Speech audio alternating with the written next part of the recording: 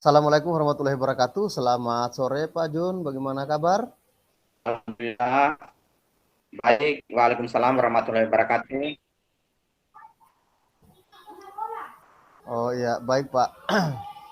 Mohon maaf Pak, saya sita waktunya ini kurang lebih 5 menit atau 15 menit ke depan. Saya ingin berdiskusi dengan Bapak. Apa bisa Ya, disetujui bisa Pak? Pak, bisa. Oke, baik Pak. Terima kasih atas kesempatannya Pak. Begini Pak Jun, saya dengar ini Ya, Bapak ada masalah di kelasnya tentang menghadapi anak-anak yang sudah beranjak uh, di dewasa Pak ya, puberitas Pak di kelas Bapak. Betul Pak ya? iya betul sekali. Iya betul sekali Pak. Jadi siswa saya ini kelas 6, jadi mereka ini ada perubahan tentang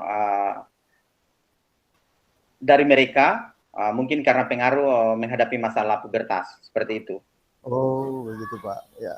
Hmm. Kira-kira apa yang Bapak ketahui tentang uh, puberitas tersebut Pak?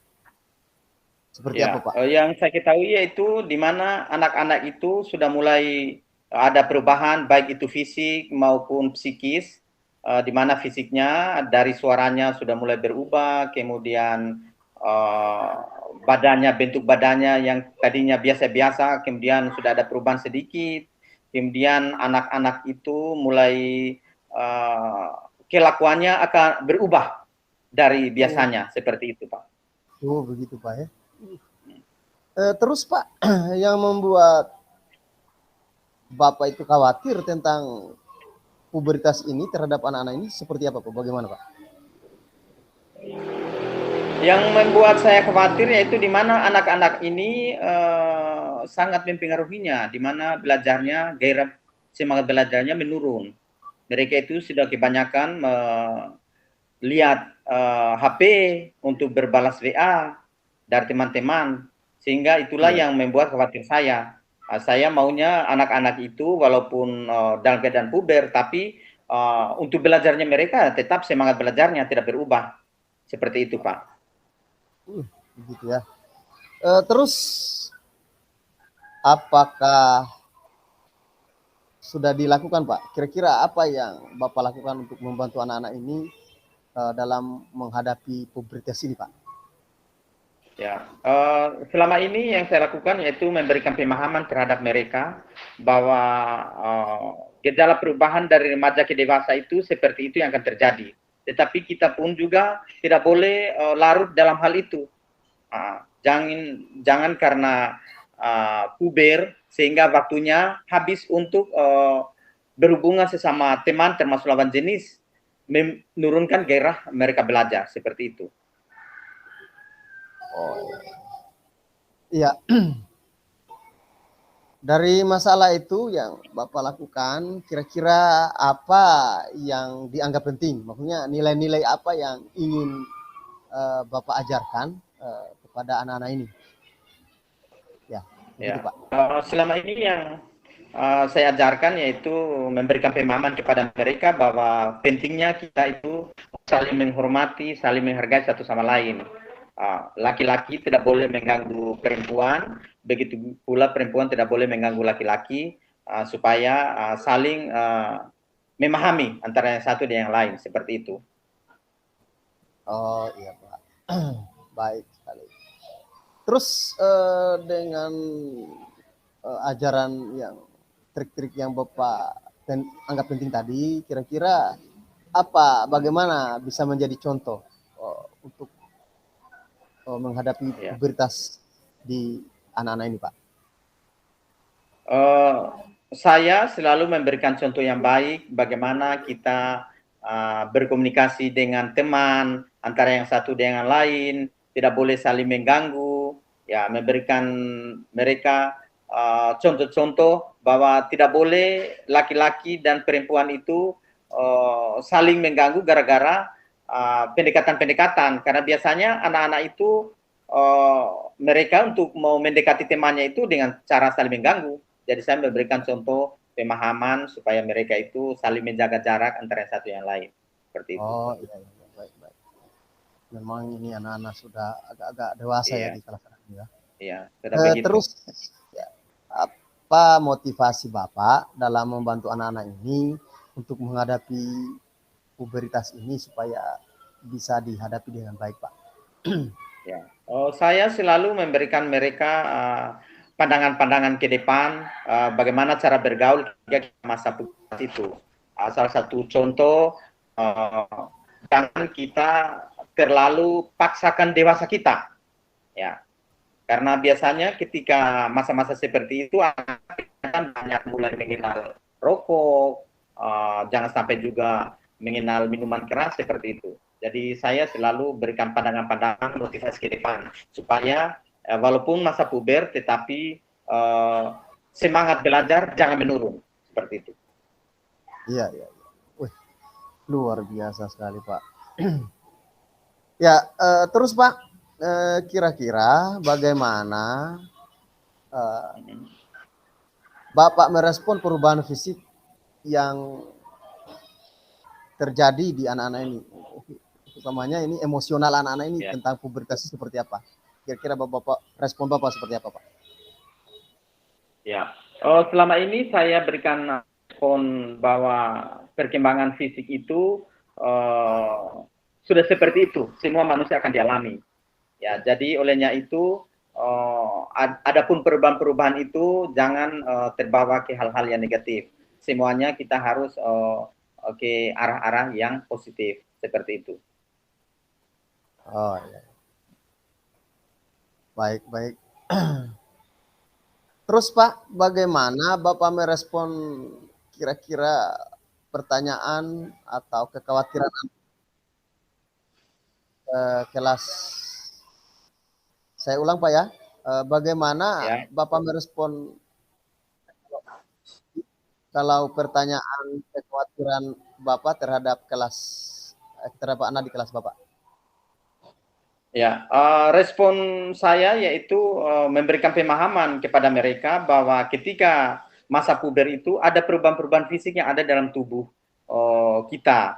Umpamanya salah satu contoh mungkin yang perempuan yang tadinya di bagian dadanya rata mungkin sedikit agak menonjol seperti itu. Kemudian laki-laki juga begitu tidur biasanya ada mimpi begitu. Jadi jangan kaget dengan hal seperti itu. Ya. Oh ya Pak.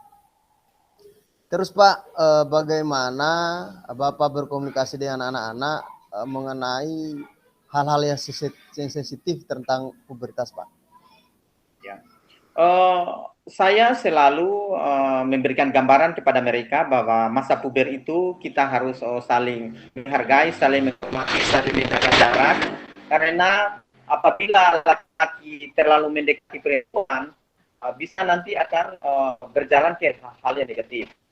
Ya, seperti itu. Jadi laki-laki harus menjaga perempuan. Ada hal-hal yang tidak boleh laki-laki sentuh, begitu juga perempuan.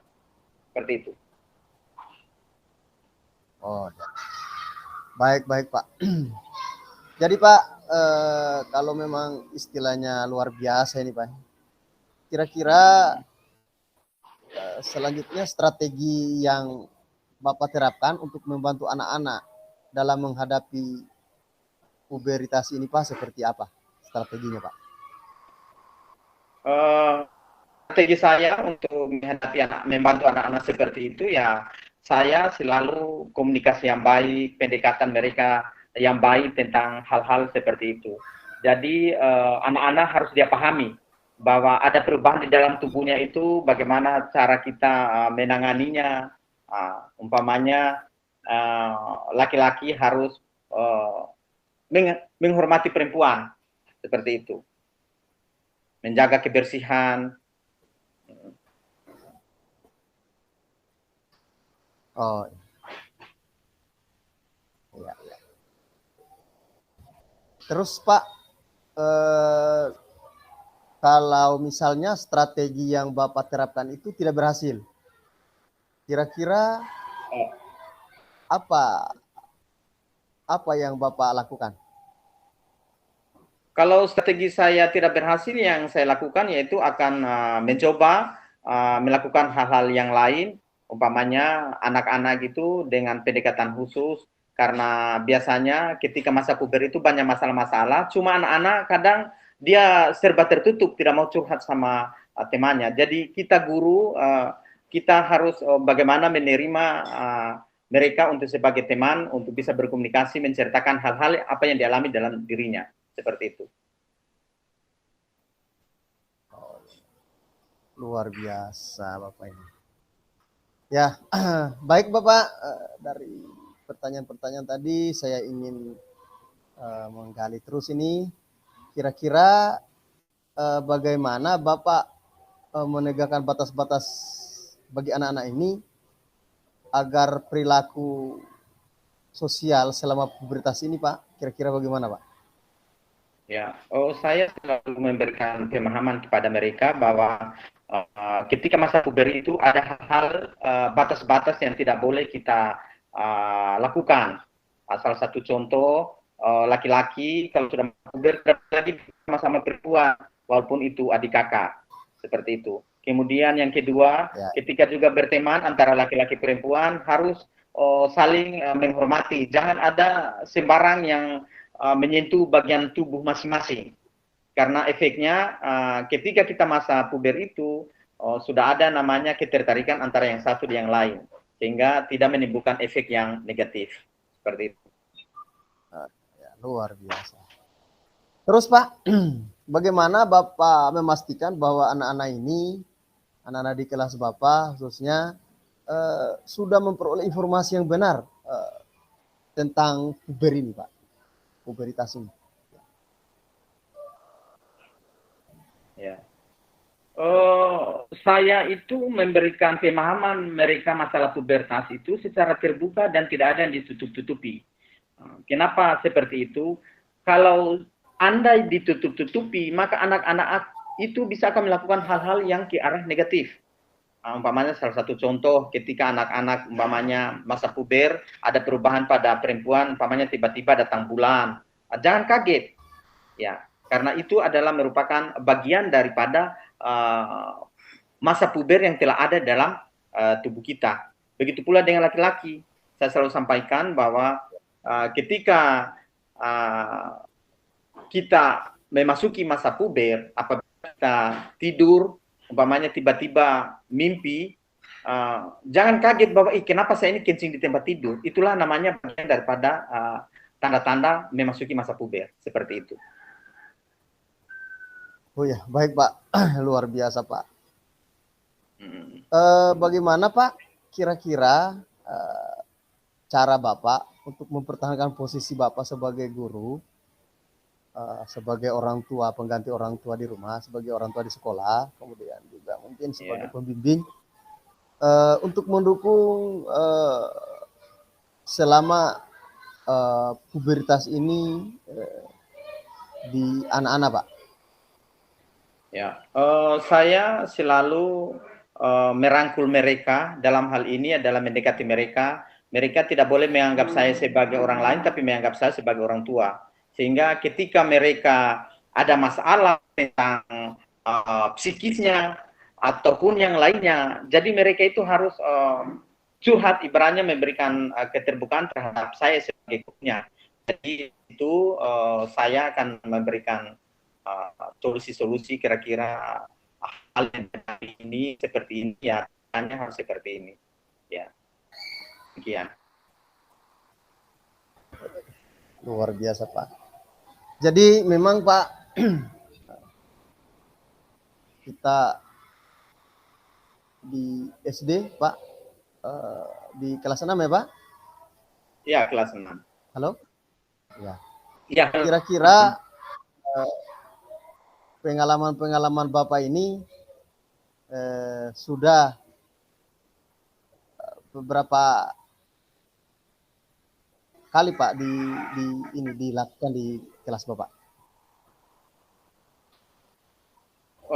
Saya selalu banyak membimbing mereka tentang pengalaman-pengalaman saya, ceritakan tentang hal-hal yang begitu ketika anak-anak itu, sehingga mereka terjadi pada dirinya, mereka akan tahu, oh bahwa seperti ini yang harus kita lakukan.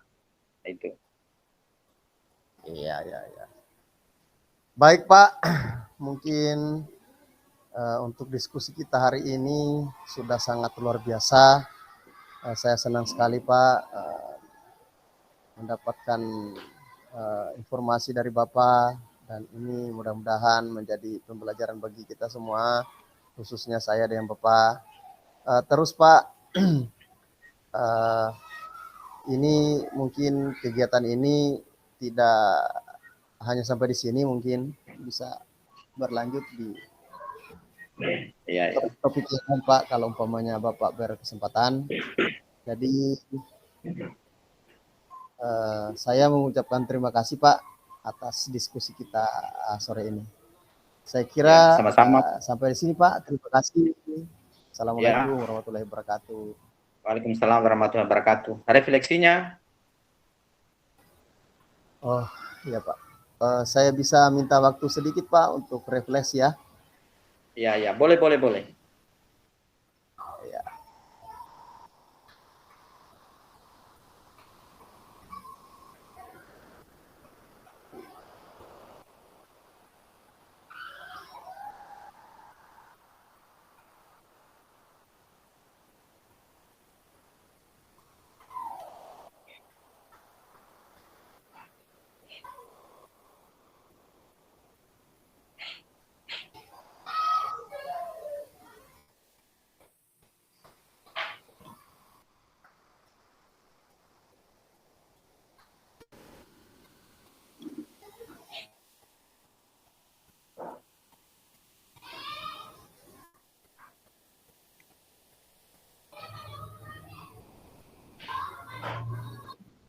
Ya, baik Pak.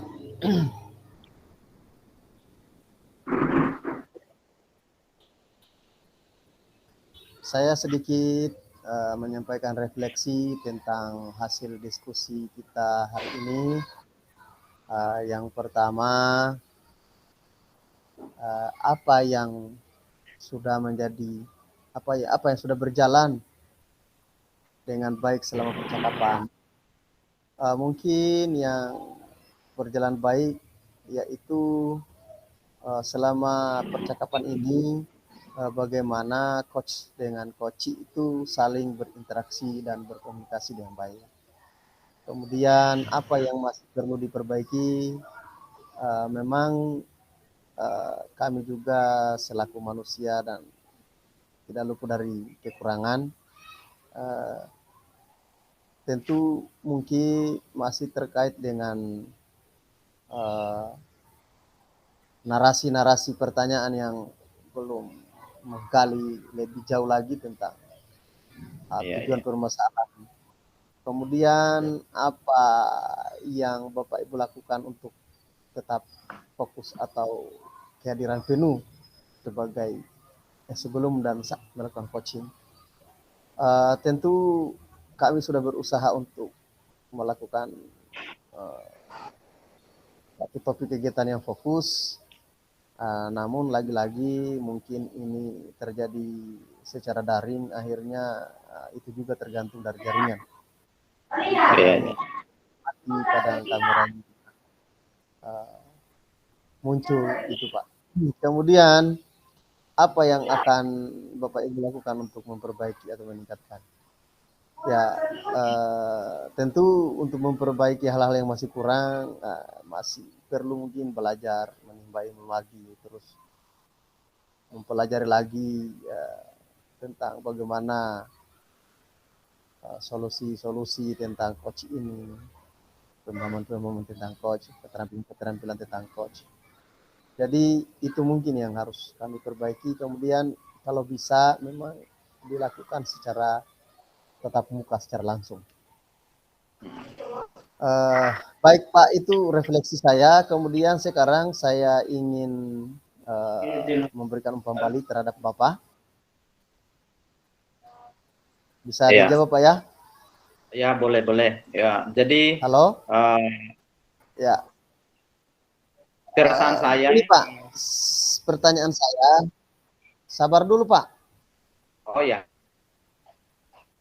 apa yang Bapak rasakan pada saat kita laksanakan coaching tadi, Pak?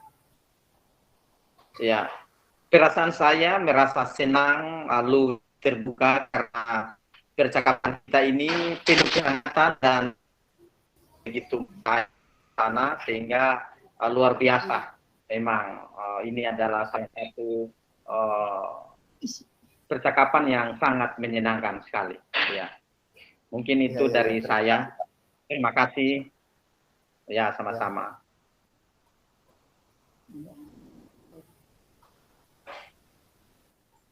Ya, saya kira itu mungkin cukup, Pak. Ya, ya. Ya, terima kasih. Assalamualaikum warahmatullahi wabarakatuh. Waalaikumsalam warahmatullahi wabarakatuh.